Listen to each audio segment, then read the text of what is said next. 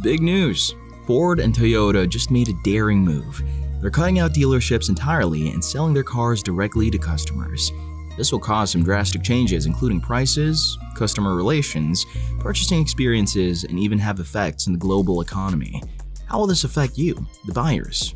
Well, let's look into it. For decades, the standard business model has been manufacturers building the vehicles and then shipping them off to dealerships around the world. We, the consumers, then visit these dealerships to make our purchases. This model had a personal touch to it, where sales reps attended to each customer, helping them make purchases based on their preferences and budget. But if we're being honest, this experience has been tainted over the last few years. Now more than ever, dealerships have been focused more on selling vehicles that earn them the highest commissions, rather than actually catering to the customer's unique needs. Other than that, consumer preferences have also changed over the years as users have evolved to prefer more digital first-hand experiences that don't really require the need for sales reps whose major goal is to earn a high commission off your sale. Besides, who needs a dealership rep to tell them about a car when they can get all the information they need directly from the manufacturer, as well as from other users who have experience with the vehicle in question? This is what companies like Ford and Toyota aim to change. They're attempting to go with the flow of consumer trends, catering to new demand interests and purchasing trends. You might be thinking, this is a risky move. Well, that's what we thought before we did our research, and it turns out this isn't an impulsive move catering to current trends. It is a well-calculated business decision made by Ford and Toyota to position themselves for the future of the market. By aiming to deliver directly to the consumers, both Ford and Toyota are aiming to establish a more customer-focused, transparent, and efficient buying experience that leaves both the company and the consumer happy. Gone are the days when buyers had to pick their brains on which dealership to visit and then go through the hassle of haggling over prices that have been considerably marked up. Automotive giants like Ford and Toyota are well placed to actually deliver that mode of selling as they have the reach and resources to make it happen. They are well positioned to tap into the evolving needs of consumers who currently crave a more streamlined and direct approach when purchasing a vehicle. Just imagine, from the comfort of your home, you can custom order your dream car right on your smartphone without having to worry about a dealership stacking up the price tag. What's more, you'll have the full expertise and resources of the manufacturer available to you and not have to worry about third-party dealings.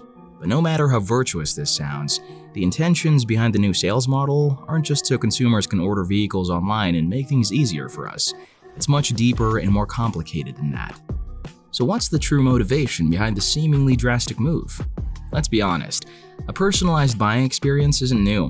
Automakers like Tesla have been using this direct approach for years. But even at that, the dealership model is more prevalent across the industry, and if we're being honest, it's getting old. Those long hours of trying to decipher if the sales rep is truly showing a vehicle that aligns with your interests or simply just trying to sell you what will earn them the highest commissions. And let's not go into the long negotiations that always leave you feeling like you got the short end of the stick. Regardless of all, the real reason behind this new sales model is a bit complicated. You see, these big automakers aren't making this bold move just to give customers a more seamless buying experience. Not at all.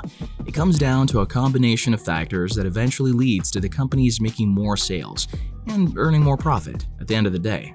Sure, a direct sales approach sounds good to consumers in any scenario. No more having to navigate the hassles of dealerships and their annoying sales tactics. It's just you, the manufacturer, and the car of your dreams. No annoying middlemen to deal with. And while that may be good for us, the consumers, there's more in it for the automakers. You see, these manufacturers want more control over the sales process, and that's the greatest motivation for this strategic shift. In the standard sales model with dealerships as the middleman, companies like Ford and Toyota have limited influence in how their products are presented, and even much less control over how they're sold to consumers. This has led to widespread inconsistencies with brand representation and identity, as well as differences in customer experience across dealerships. For instance, the way Ford vehicles are presented and sold in dealerships in Europe differs greatly from how they're sold in showrooms across the United States. This is one of the major motivations why these automakers want to dictate how their products are presented and sold. This new sales model will not only enable these automakers to better manage their brand identity, but also ensure better reach and communication with customers. From that initial interest in these vehicles down to the point of purchase, even all the way down to repurchases. But there's another reason why they're choosing to make this drastic move, and it's a bit controversial and has raised some concerns. Data. Known as the new oil, data is one of the major forces for big companies, and privacy issues have become more of a concern in recent years, with users becoming more aware of how their data is being used. No one wants to be used as a statistic, not without their consent anyway. But in today's world of targeted ads and data-driven insights, companies would pay big bucks and make bold moves like this to ensure they get these kinds of data. Now back to Toyota and Ford. Concerns have been raised regarding the level of data these companies would have access to with a direct sales approach. By interacting and selling directly to consumers, Toyota and Ford can amass an invaluable treasure trove of data. Not just any kind of data, we're talking first-party data. With data like this, these automakers can get unparalleled insights into consumer behavior and preferences.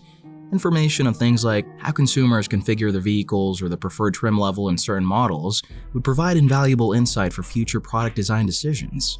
Every online movement by customers would inform future design and development decisions made by these automakers. And not to mention the accuracy of targeted marketing campaigns that would surely increase the sales funnel. But while these all seem like great motivations for these companies to adopt a direct sales approach, the biggest motivation of all is, of course, the money. According to Ford CEO Jim Farley, it costs Ford over $2,000 per vehicle sticking with the old sales models with dealerships as middlemen. This is counted as a loss when compared to Tesla's dealer-free sales model. With no third-party or middlemen dealers taking up a percentage of their profits, Ford still burns more cash for ads and pays to keep cars parked in dealership lots. It's like paying for thousands of cars to sunbathe, hoping customers visit those particular dealerships to make a purchase. Ford revealed that new models like the Mustang Mach-E and the F-150 Lightning are a huge hit with EV buyers. But here's the kicker. Dealerships report having a surplus of these vehicles. Meanwhile, Ford is recording insane sales numbers. As it turns out, EV buyers prefer to shop online and don't bother going to dealerships. So why spend money on keeping cars parked at dealerships hoping to sell them, when these automakers can sell directly to customers and make more profit? With dealerships, substantial funds are spent on space, management, and staffing required to keep these cars in top shape. These all reflect in the final price of each car, hence why some dealers have substantially higher prices compared to company prices, or even when compared to other dealerships. So by cutting out the middlemen, these automakers can significantly reduce their distribution costs and use them in a variety of ways. One major use for this cost savings is to drive down the sales price of their vehicles, ensuring more sales and inevitably increasing the company's market share. Another use could also be to invest in research and development to better improve the driving experience of every vehicle they put out. They could also invest more in autonomous driving features in their EVs, a feature that definitely needs more attention across the entire industry. Or these automakers can redirect all that saved funds to their shareholders, increasing profit margins and boosting the company's share value. Whatever the case may be, Ford and Toyota still have to make some drastic investments of their own before they can even begin to reap the benefits of these new sales models. This new strategy isn't without its fair share of risks and drawbacks. Attempting to dismantle decades-long systems of dealerships isn't going to be easy. Numerous hurdles need to be overcome before this new model can be adopted. A long list of legal battles await these automakers, as these dealerships aren't just going to sit back and be cut out from the action. Ford and Toyota cars alone account for a huge percentage of cars and sales at most dealerships, and as such, not being able to sell these vehicles would mean a significant loss. There's also the issue of operational logistics that Ford and Toyota have to worry about. Producing hundreds of thousands of vehicles a year is one thing, but these dealerships act as showrooms and glorified parking spaces for the fleet of vehicles that come off the assembly line each year. By cutting out dealerships, automakers would have to come up with a way to store vehicles or simply reduce production and produce on an order and supply basis. Let's not forget the social and economic impact that this strategy would have in local economies. This is because dealerships have been a source of employment and point of sales for decades. This means downsizing or even the closure of these dealerships would lead to unemployment and possibly a sense of mistrust from consumers who look to these dealerships for guidance in their purchases.